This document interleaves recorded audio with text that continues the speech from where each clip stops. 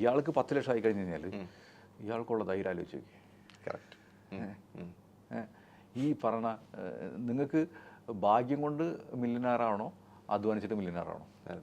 ഇത്രേ ഉള്ളൂ, സിമ്പിൾ. ഈ ചോദ്യം പറഞ്ഞാൽ.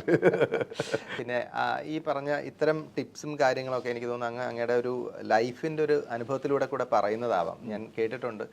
അത് തന്നെയാണ് ഞാൻ ഇൻട്രോയിൽ പറഞ്ഞത്. നമ്മുടെ തലയ്ക്ക് മുകളിലുള്ളൊരു വാള് പോലെ നമ്മളെ ഒരു കടബാധ്യതയിൽ നിന്ന് കയറി വന്ന ഒരാളാണ്. ഓക്കെ, അത്തരം പ്രോസസ്സ് എക്സ്പീരിയൻസ് ചെയ്ത ആളാണ്. അപ്പോൾ അതിൻ്റെ ഒരു അനുഭവമായിരിക്കും, അല്ലെങ്കിൽ ആ ഒരു എക്സ്പീരിയൻസിലൂടെ കടന്നു വന്നിട്ട് അതിൻ്റെ ഒരു മധുരപ്രതികാരമാണോ ശരിക്കും പറഞ്ഞാൽ ആ സെക്ടറിൽ തന്നെ, ആ ഇൻഡസ്ട്രിയിൽ തന്നെ ഒരു അഡ്വൈസറായിട്ടോ അല്ലെങ്കിൽ ഒരു എക്സ്പേർട്ടായിട്ടോ മാറാൻ കഴിയുക എന്നുള്ളത്? അല്ല, ഇതിൽ സത്യം പറഞ്ഞാൽ പ്രതികാരം നമ്മൾ ശ്രീധരനോട് സംസാരിക്കുന്ന ടൈമിൽ ഞാൻ പറയായിരുന്നു, സത്യം പറഞ്ഞാൽ ഈ കടന്നൊക്കെ പറഞ്ഞാൽ എൻ്റെ വീട്ടുകാർക്ക് ഉണ്ടായിട്ടുള്ളൂ. കാരണം അവർ എന്നെ ബുദ്ധിമുട്ടിച്ചിരുന്നില്ല. ഇപ്പോൾ സാധാരണ കടമൊക്കെ ഉണ്ടായി കഴിഞ്ഞാൽ വീട്ടിൽ പട്ടിണി എന്നൊക്കെ പറയും. എൻ്റെ വീട്ടിൽ എൻ്റെ ചെറുപ്പത്തിലത്തെ ഫോട്ടോ കാണണം, തടിച്ച് കൊഴുത്തിരിക്കുന്നു. ഇതിലും അപ്പം ശരിക്കും എൻ്റെ ഒരു ഭാഗ്യത്തിന് അച്ഛൻ ബിസിനസ് ചെയ്തിരുന്നു. ആ ബിസിനസ്സിൽ നിന്നാണ് നഷ്ടം ഉണ്ടായത്. പിന്നെ അച്ഛൻ്റെതായ ഫാമിലിയും ഇതൊക്കെ ഉണ്ടാവുമല്ലോ. അപ്പോൾ അവർക്ക് അവരുടേതായ കുറേ റെസ്പോൺസിബിലിറ്റീസ് ഒക്കെ ഉണ്ടാവും. അങ്ങനെ അച്ഛന് കടം ഉണ്ടായി. പക്ഷേ അമ്മയ്ക്ക് ആ ടൈമിൽ ജോലി കിട്ടി. അപ്പോൾ ഒരു കോപ്പറേറ്റീവ് ബാങ്കിൽ ഉദ്യോഗസ്ഥയായിട്ട് ഉണ്ടായിരുന്നു. അപ്പോൾ അമ്മയ്ക്ക് ശമ്പളം കറക്റ്റ് ഉണ്ടായിരുന്നു. അപ്പോൾ അച്ഛന് ഈ കടമൊക്കെ ഉണ്ടായിരുന്ന ടൈമിലാണെങ്കിൽ അച്ഛന് ഗൾഫിലൊക്കെ പോകേണ്ട സിറ്റുവേഷനൊക്കെ കടം വീട്ടാനായിട്ട്. പക്ഷേ അന്നൊക്കെ അങ്ങനെയുള്ള ഒന്നുമില്ലെങ്കിൽ ഗൾഫിൽ പോകാൻ. പക്ഷേ ഒന്നും നേരെയില്ല. പിന്നെ അച്ഛൻ തിരിച്ചു വന്നു. അങ്ങനെ തിരിച്ചു വന്നിട്ടാണ് അച്ഛൻ LIC ഏജൻസി എടുത്തിട്ട്.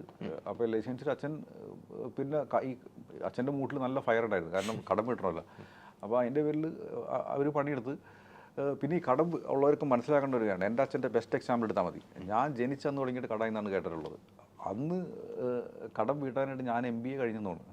അപ്പോൾ ഏകദേശം ഒരു 10, 18, 20 വർഷം എടുത്ത് ഈ കടം ഒന്ന് മാറിക്കിട്ടായിരുന്നു.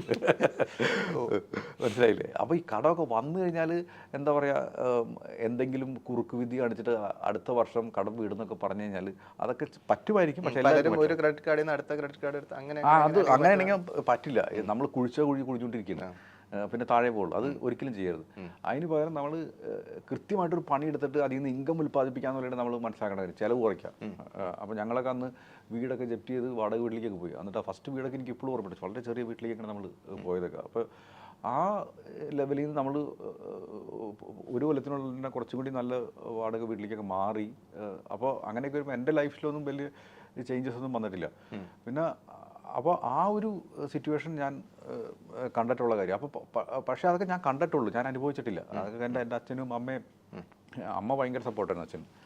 അമ്മ ഫിനാൻഷ്യലി ബിസിനസ് കാര്യത്തിലും എല്ലാത്തിലും അമ്മ ഭയങ്കര സപ്പോർട്ടീവായിരുന്നു.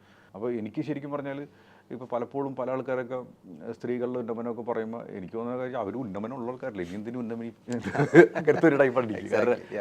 വെരി പവർഫുൾ അല്ലേ, അവരുടെ മൈൻഡ് സെറ്റ് വെച്ചിട്ട് ഭയങ്കര ആണുങ്ങളെക്കാളും പവർഫുൾ ആണെന്ന് പറയുന്നത്. ശരിക്കും എൻ്റെ അമ്മൂമ്മയൊക്കെ ശരിക്കും പറഞ്ഞാൽ ബ്രില്യൻറ്റ്. അവരൊന്നും വലിയ ധനികരൊന്നും ആയിരുന്നില്ല. പക്ഷേ അതൊരു വലിയ കാര്യമാണല്ലോ. നമ്മുടെ ഫാമിലി ബഡ്ജറ്റ് പ്ലാനിങ് എന്ന് പറയുന്നതും ഒരു വലിയൊരു കാര്യം തന്നെയല്ലേ. അവിടെ നിന്നാണല്ലോ ഇതിന്റെ ഒരു ബേസിക് സാധനം, ഒരു എലമെന്റ് വരുന്നതെന്ന് എനിക്ക് തോന്നിയിട്ടുണ്ട്. ഇവൻ ഇപ്പോൾ പല സ്ത്രീകളും വർക്ക് ചെയ്യണവരുണ്ട്. ചില വർക്ക് ചെയ്യണവരാണെങ്കിൽ ഇവർ പൈസ മാനേജ് ചെയ്യലാണ്. അവരൊക്കെ ഇപ്പോൾ പൈസ മാനേജ് ചെയ്യാനായിട്ട് തുടങ്ങിയിട്ടുണ്ട്. അപ്പോൾ ഒത്തിരി ഞാനീ പറയണത് കൂടുതലും എൻ്റെ ഓഡിയൻസ് എന്ന് വെച്ചാൽ നമ്മുടെ ക്ലയൻസ് വെച്ചാൽ മിക്കതും ഈ മണി ടോക്സ് വീഡിയോ കാണുന്നവരാണ്. അപ്പോൾ അവരുടെ മെച്യൂരിറ്റി എന്ന് പറഞ്ഞാൽ സാധാരണ കേരള ഓഡിയൻസിനേക്കാളും കുറച്ചുകൂടി കൂടുതലായിരിക്കും. കാരണം ഈ കണ്ടന്റ് ഇഷ്ടപ്പെടണമെങ്കിൽ ഇതിന് താല്പര്യമെങ്കിലും വേണമല്ലോ. എക്സാക്ട്ലി.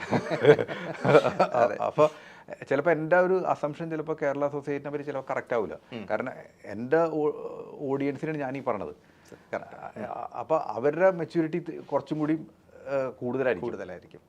പക്ഷേ എനിക്ക് തോന്നുന്നു പൊതുവെ ആളുകൾ ഇത് ചെയ്തു വരുന്നുണ്ട്, ഇങ്ങനത്തെ കുറച്ച് കാര്യങ്ങളൊക്കെ. നമുക്ക് എത്ര പെർസെൻറ്റേജ് ലാഭം കിട്ടാന്നുള്ളതല്ല, നമുക്ക് എത്ര ശമ്പളം കൂട്ടാനുള്ള സ്കിൽ സെറ്റ് നമുക്കുണ്ട്, ശമ്പളം കൂട്ടുന്നുണ്ട്, നമ്മൾ ഒരു മിതത്വത്തിൽ നമ്മളെങ്ങനെ ജീവിക്കുന്നുണ്ട്, എന്നാൽ നമ്മുടെ ഒരു സന്തോഷത്തിന് കൺട്രോൾ വരുന്നില്ല പൈസ വിചാരത്തിൽ.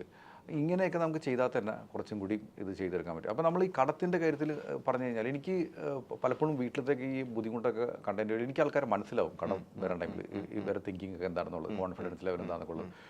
അപ്പോൾ ഞാൻ പണ്ടൊക്കെ ഞാൻ നേരിട്ട് തന്നെ വർത്തമാനം പറഞ്ഞിട്ട് കുറേ ചെയ്യാൻ നോക്കാറ്. ഇപ്പം എനിക്ക് സമയം അധികം കിട്ടാറില്ല.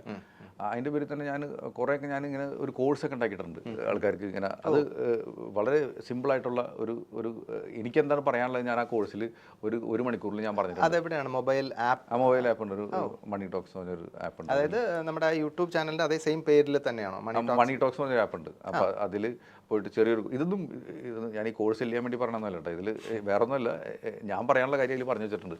അപ്പോൾ ഞാൻ ആകെ പറയാനുള്ളതുള്ളൂ, കടം ഉണ്ടെന്ന് പറഞ്ഞിട്ട് ആത്മാർത്ഥമായിട്ട് അതിൽ നിന്ന് തിരിച്ചു വരാൻ താല്പര്യമുണ്ടെങ്കിൽ ആ കോഴ്സിൽ പറഞ്ഞിട്ടുള്ള കാര്യങ്ങളൊക്കെ ഒന്ന് ചെയ്തു നോക്ക്. എന്നിട്ട് അത് ചെയ്തിട്ട് ചെയ്തു എന്ന് പറഞ്ഞിട്ടൊന്നും നടക്കാനില്ല. അത് നിങ്ങൾ പ്രാക്ടിക്കലി ചെയ്യാൻ തുടങ്ങിക്കഴിഞ്ഞാൽ ഒരു 3 വർഷത്തിനുള്ളിൽ ചെറിയ കടക്കണമെങ്കിൽ അതിൽ നിന്ന് തിരിച്ചു വരാൻ പറ്റും.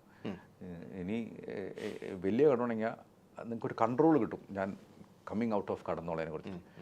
അപ്പോൾ ഇന്ന് കഴിഞ്ഞ ദിവസം ശനിയാഴ്ച ഞാൻ വർക്ക്ഷോപ്പ് എടുത്തിരുന്നു. അപ്പോൾ തിരുവനന്തപുരത്ത് നിന്ന് ഒരാൾ വന്നിരുന്നു. അപ്പം നമ്മുടെ ക്ലയൻറ്റാണ്. അപ്പോൾ ആളെന്നോട് കുറച്ച് കടത്തിൻ്റെ കാര്യമൊക്കെ പറഞ്ഞു. എല്ലാവരും പുള്ളി എടുത്തേക്കണ കടങ്ങൾ ഓൺലൈനിൽ നിന്ന് എടുത്ത കടങ്ങളാണ്. 20% മുകളിൽ ഇൻട്രസ്റ്റ് കൊടുക്കുന്നുണ്ട്. അപ്പോൾ ഞാൻ കുറച്ച് നോക്കിയപ്പോൾ ഞാൻ അങ്ങോട്ടും ഇങ്ങോട്ടും ഒന്നും മാനേജ് ചെയ്യാൻ പറഞ്ഞു. എനിക്ക് തോന്നുന്നു, ഞാൻ പുള്ളിനോട് എനിക്ക് എൻ്റെ ഒരു ബലമായ സംശയമാണെങ്കിൽ 1.5 വർഷത്തിനുള്ളിൽ ഇവിടെ കടം കിട്ടും. ആ പറഞ്ഞത് ചെയ്യണമെന്നുണ്ടെങ്കിൽ അയാൾ ചെയ്യാനും ചാൻസ് ഉണ്ട്. കാരണം അങ്ങനെ നമ്മുടെ ക്ലയൻറ്റുമാണ്. അപ്പോൾ ഈ പറഞ്ഞത് നമുക്ക് ഇനിയും നമ്മുടെ ടീമിനായിട്ട് കോൺടാക്ട് ചെയ്തിട്ട് അത് ചെയ്തെടുക്കാൻ പറ്റും. അപ്പോൾ ആ പസിലൊന്ന് കറക്റ്റ് ആക്കി കഴിഞ്ഞ് കഴിഞ്ഞാൽ നമുക്കിത് ചെയ്തെടുക്കാമെന്നുള്ളൂ ഈ പറഞ്ഞ കാര്യങ്ങൾ. അപ്പോൾ നമ്മൾ ഏറ്റവും വലിയ പ്രശ്നം വെച്ചാൽ കടമുണ്ടെങ്കിൽ നിങ്ങൾക്ക് ആ കടത്തിനെ ഫേസ് ചെയ്യാൻ ധൈര്യമുണ്ടോ?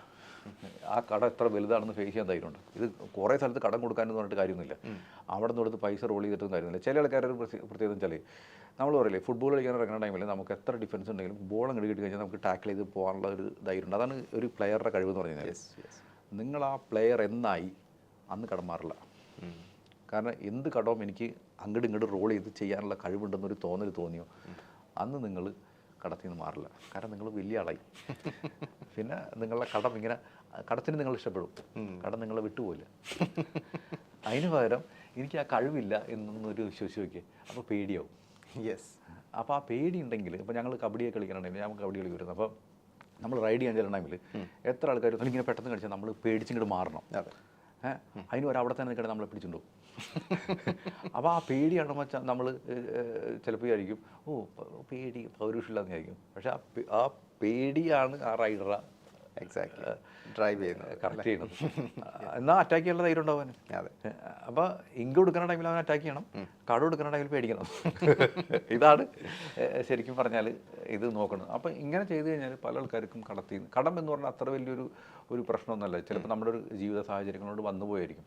പക്ഷേ now face it and look for a ways to pay that money back. And കടം എടുത്താലും ആൾക്കാരുടെ കൂടുതൽ ഇൻട്രസ്റ്റ് ആണെങ്കിൽ ഷെയിംലെസ് ആയിട്ട് പോയിട്ട് നെഗോഷിയേറ്റ് ചെയ്യും. ഇൻട്രസ്റ്റ് കുറച്ച് കിട്ടാൻ പറ്റില്ല വകുപ്പുണ്ടാന്നുള്ളത്. Then reduce it and ask for some buffer period. എന്നിട്ട് നമ്മുടെ ഇൻകം കൂട്ടിയിട്ട് അത് ചെറിയ കടങ്ങൾ ഓരോന്ന് വീട്ടിൽ തുടങ്ങിക്കഴിഞ്ഞാൽ നമുക്ക് എല്ലാവർക്കും കടത്തിൽ നിന്ന് മുക്തരാകാൻ പറ്റുന്നതാണ് എനിക്ക് തോന്നുന്നത്. പക്ഷേ ചിലവർ ടൈം വ്യത്യാസം, ചിലവർക്ക് 3 കൊല്ലം എടുക്കും, ചിലവർക്ക് 5 കൊല്ലം എടുക്കും. പക്ഷേ definitely we can come out of it.